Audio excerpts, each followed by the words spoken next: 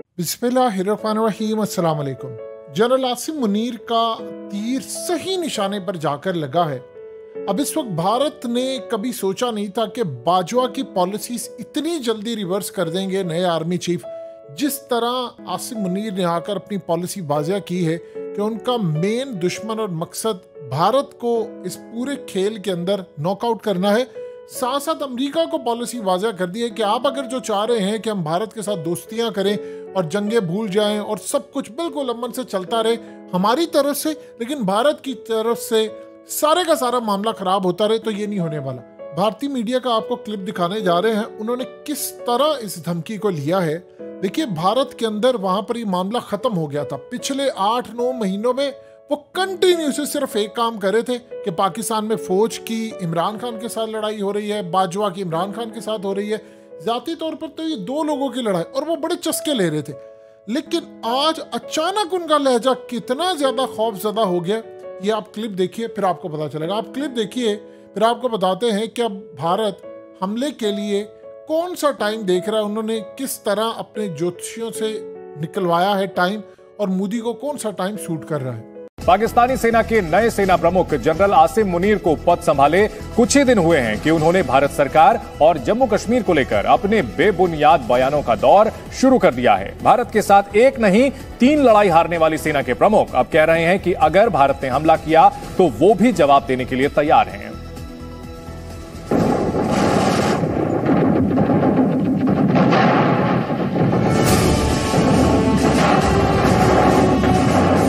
जिस पाकिस्तानी सेना ने 3 बार हिंदुस्तान से हार का मुंह देखा, जिस पाकिस्तानी सेना के 90,000 सैनिकों ने हिंदुस्तान की सेना के आगे सरेंडर किया,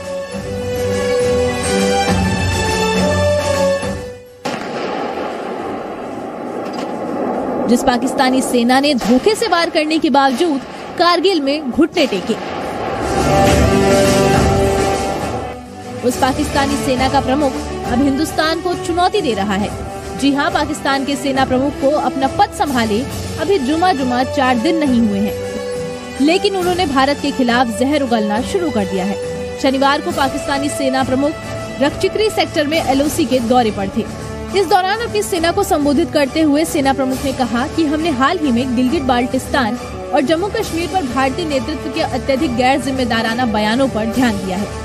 जनरल मुनीर ने कहा कि मैं स्पष्ट कर दूं कि पाकिस्तान की सशस्त्र सेना न केवल हमारी मातृभूमि के हर इंच की रक्षा के लिए, बल्कि दुश्मन को लड़ाई में हराने के लिए हमेशा तैयार है। सेना प्रमुख ने यह भी कहा कि दुस्साहस के परिणाम स्वरूप किसी भी गलत धारणा का हमेशा सशस्त्र बलों की पूरी ताकत से सामना किया जाएगा। यानी सेना प्रमुख की वर्दी पहनते ही आसिम मुनीर ने अपना रंग दिखाना शुरू कर दिया। लेकिन हैरानी तो इस बात की है कि ये बयान एक ऐसा सेना प्रमुख कह रहा है जिसकी सेना की सच्चाई खुद उसकी सरकार के नुमाइंदे सामने लाते रहते हैं। बीते महीने ही अपनी ही सेना प्रमुख की शिकायतों का पिटारा लेकर प्रेस के सामने आ गए थे। ये पहली बार था जब पाकिस्तानी खुफिया एजेंसी का प्रमुख मीडिया के सामने अपने सेना प्रमुख की बुराई करता दिखाई दिया। यही नहीं, हाल ही में अपनी विदाई समारोह के दौरान पाकिस्तान के पूर्व सेना प्रमुख जनरल बाजवा ने 1971 की लड़ाई के लिए सरकार को जिम्मेदार ठहराया। तो जवाब में पाकिस्तान के विदेश मंत्री बिलावल भुट्टो ने इस हार के लिए सेना को ही जिम्मेदार बता दिया।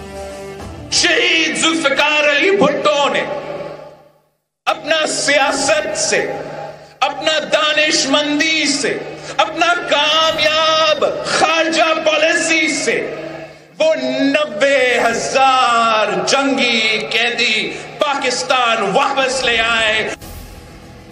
अब जिस पाकिस्तान में हार का सहरा एक दूसरे को पहनाने की होड़ लगी हो, वहाँ के सेना प्रमुख उस सेना को जवाब देने की बात कह रहे हैं जिनसे वो 3 बार मात खा चुके हैं। ऐसे में पाकिस्तानी सेना प्रमुख के इस तरह के बयान को गीदड़ भपकी कहना भी शायद गीदड़ों की तौहीन होगा। पाकिस्तान के नए आर्मी चीफ आसिम मुनीर के लिए मुश्किलें बढ़ती जा रही हैं। आसिम मुनीर के कुर्सी पर बैठते ही सबसे पहले तो सेना के कई बड़े अधिकारियों ने इस्तीफा दे दिया। सेना के ये सभी अधिकारी इमरान खान के करीबी थे, लेकिन इसके बाद अफगानिस्तान के तालिबान और TTP ने पाकिस्तान को चुनौती देकर आसिम मुनीर की मुश्किलें और बढ़ा दी हैं। आसिम मुनीर के लिए सबसे बड़ी चुनौती अब अपनी इज्जत बचाना है। इसी के चलते असीम मुनीर पीओके पहुंच गए और वहां से भारत को धमकी दी। ये कहना गलत नहीं होगा कि अपने देश के गीदड़ों से बचने के लिए असीम मुनीर ने शेर से पंगा ले लिया है। दरअसल टीटीपी ने जब से पाकिस्तान में हमलों की धमकी दी है, तभी से असीम मुनीर भागे भागे फिर रहे हैं। भागते भागते असीम मुनीर पीओके पहुंच गए और उन्होंने वहां से भारत को धमकी दी और कहा कि वो हर तरह की लड़ाई के लिए तैयार हैं। असीम मुनीर के पास अपनी नौकरी बचाने का एक यही रास्ता था। सबका ध्यान भटकाने के लिए असीम मुनीर ने उसी मुद्दे का जिक्र किया जिस पर लगातार भारत बयान दे रहा है।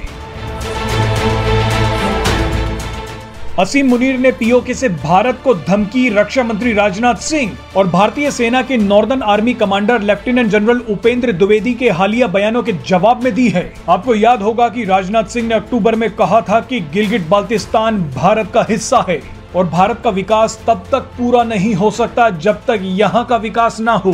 भारत वैसे ही पीओके पर हमला करने की तैयारी में बैठा है और अब तो खुद पाकिस्तान आर्मी चीफ पीओके में पहुंचकर भारत को हमला करने के लिए उकसा रहे हैं। असीम मुनीर ने पीओके जाकर भारत को धमकी नहीं दी है, बल्कि भारत को पीओके पर हमला करने का एक सुनहरा मौका दे दिया है।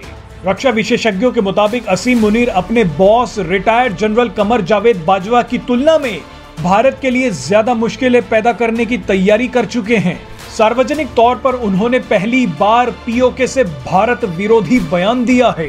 ऐसे में यह सोचना गलत होगा कि वो कभी भारत को अपना दोस्त समझेंगे और या फिर भारत के प्रति नरम रुख अपनाएंगे। असीम मुनीर वो शख्स हैं जिनके आईएसआई चीफ रहते हुए भारत ने फरवरी 2019 में पुलवामा आतंकी हमले को झेला था। भारत इस बात को अच्छी तरह से जानता है कि असीम मुनीर इंटेलिजेंस के महारथी हैं और जम्मू कश्मीर के चप्पे चप्पे से वाकिफ हैं। भारत ये भी जानता है कि असीम मुनीर किसी खतरनाक प्लान की तैयारी में भी हो सकते हैं। पीओके में असीम मुनीर का पहुंचना किसी खतरे की आहट हो सकती है, लेकिन इस बार भी भारत के जवान राइफल की ट्रिगर पर अपनी उंगली लगाए बैठे हैं। आपने क्लिप देखा? देखिए, इस वक्त गुजरात में हो रहे हैं इलेक्शन। गुजरात का इलेक्शन बताएगा कि अगला प्राइम मिनिस्टर किस पार्टी से होगा। गालिबन मोदी इसमें जीत जाएगा। अब असल में इलेक्शन सर पर खड़ा है और इस एक साल से पहले आपको ये जो चीजें स्मूथ लाइन होने का प्लान था वो तो नहीं होता नजर आएगा। वो भी तब अगर मोदी को बड़ी शिकस्त होती है। मोदी का अब कैंपेन में जाने का, इलेक्शन में जाने का टाइम शुरू हो चुका है। इस दफा उसके पास कुछ भी नहीं है बेचने। उसने पिछली दफा तैयारी सारी की सारी यही की थी कि उसे अगले 3-4 साल पूरी तरह अपने आप को तैयार करना है। 27 फरवरी के बाद मामला खराब हो गया था। ये उनकी बदकिस्मती है कि जो बंदा उस वक्त आईएसआई को हट कर रहा था वही इस वक्त आर्मी चीफ बन गया है और आर्मी चीफ बनने के बाद अब भारत के लिए मामला काफी खराब होंगे। अब उन्होंने प्लान आगे ये किया है कि इलेक्शन से पहले उन्होंने पाकिस्तान के खिलाफ कोई ना कोई मिस एडवेंचर करना है और इस दफा बड़े पैमाने पर होगा, क्योंकि उनको एक बात अच्छी तरह समझ आ चुकी है कि इस दफा अगर आपने इलेक्शन में जाना है या जीतना है या कोई भी काम करना है तो फिर एक बात आप अच्छी तरह समझ लें, आप किसी भी सूरत वो पुरानी रवायती मामला रखकर, यानी एक आधा स्ट्राइक किया और खत्म हो गया, इनको मिनी जंग करना पड़ेगी, अदरवाइज मोदी नहीं जीत सकता। और इस दफा मामला हमारी तरफ से पहले से ज्यादा जबरदस्त होंगे।